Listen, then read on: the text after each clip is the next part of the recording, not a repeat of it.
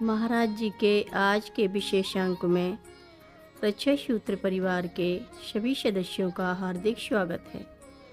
बाबा जी के भक्तों को राम राम। थोड़ी देर में माथुरदा आलू की सब्जी और रोटियां बनाकर ले आई। मुझे याद है कि माथुरदा ने सब्जी में इतनी अधिक मिर्च डाली थी कि उसे खाने के बाद उस जाड़े की रात में भी हम सबको पसीना आ गया था। बिस्तर के लिए हम सबको 2-2 कंबल मिले। अगली सुबह हम सभी ने पहाड़ के झरने के पानी में स्नान किया और आगे की यात्रा के लिए चल पड़े।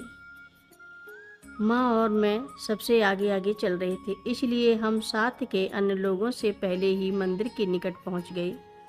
पूड़ागिरी मंदिर पर्वत के शिखर पर स्थित है और वहाँ तक पहुँचने के लिए चट्टानों को काटकर अस्थायी रूप से ऊंची ऊंची सीढ़ियाँ बनाई गई थीं। इन सीढ़ियों से चट्टान पर उगी जंगली घास को पकड़कर ऊपर चढ़ना पड़ता था। छोटी माँ की प्रतीक्षा करते हुए माँ मंदिर से कुछ पहले रुक गई। इस जगह से मंदिर अधिक दूर नहीं था।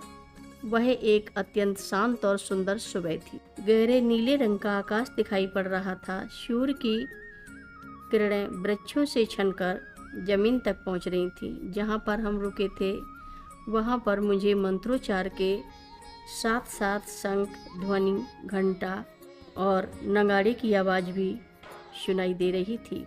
इस जानी पहचानी ध्वनि को सुनकर मुझे लगा कि मंदिर में यात्रियों की भीड़ भाड़ हो रही होगी। मुझे याद था कि मंदिर के प्रांगण में जगह बहुत कम है, इसलिए मैं सोच रही थी कि जब तक मंदिर की भीड़ कम न हो जाए तब तक यहीं पर इंतजार करना ठीक होगा। इसी बीच छोटी माँ भी बाकी लोगों के साथ वहाँ पहुँच चुकी थी और फिर कुछ ही सीढ़ियाँ चढ़कर हम मंदिर में पहुँच गए। मंदिर पहुँचकर जब मैंने देखा तो वहाँ ना कोई यात्री था और ना ही कोई पुजारी। यह देखकर मेरे आश्चर्य का ठिकाना न रहा, क्योंकि अभी थोड़ी देर पहले ही मंदिर से आती मंत्रोच्चार, शंख ध्वनि और घंटों की आवाज़ से ऐसा लग रहा था कि वहाँ काफ़ी भक्त होंगे। इतने में ही माँ आगे बढ़ी और उन्होंने देवी जी को प्रणाम किया। जैसे ही माँ प्रणाम करके उठी तो मैंने देखा उनके माथे पर पारंपरिक सिंदूर और चंदन का तिलक, अक्षत और तुलसी दल का पात्र लगा हुआ था। माँ के इस सुंदर स्वरूप को देखकर मैंने तुरंत माँ का चित्र ले लिया, जो कि आज भी मेरे पास है। माँ की महासमाधि के उपरांत जब कैंची और ऋषिकेश में माँ के मंदिरों का निर्माण कार्य पूर्ण हो गया तो मेरे मन में भाव आया कि माँ मुझे सर्वप्रथम पूड़ागिरी देवी का आशीर्वाद दिलाने के लिए उनके दरबार में ले गई थी। माँ के साथ वह मेरी पहली यात्रा थी और यहीं से मेरे अगले 37 वर्षों के आनंद भरे जीवन की यात्रा भी आरंभ हुई थी। इसलिए मैंने देवी जी के प्रति अपनी कृतज्ञता प्रकट करने के लिए पूड़ागिरी की पैदल यात्रा कर फिर से देवी जी के दर्शन किए। पूड़ागिरी से वापस लौटते हुए मैं भूम के उस डाक बंगले में भी गई। वहाँ अब सब कुछ बदल चुका था।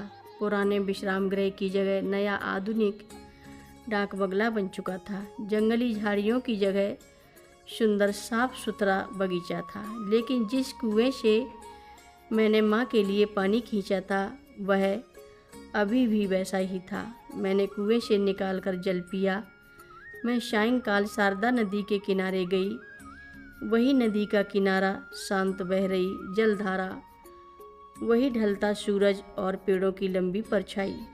ऐसा लगा कि माँ के बेचरण चिन्ह अभी भी रेत पर दिखाई दे रहे हैं। हर रोज़ महाराज जी की कथाएं सुनने के लिए सभी भक्तों का धन्यवाद। सभी भक्त रक्षा सूत्र चैनल को सब्सक्राइब करें, शेयर करें, लाइक करें, घंटी बजाना ना भूलें। कमेंट बॉक्स में लिख भेजें, जय नीव करोरी बाबा जी महाराज। सभी भक्त मिलकर बोलो, नीव करोरी बाबा जी महाराज की जय जय बोलो। सिद्धि माता की जय जय बोलो, जय सीताराम बोलो।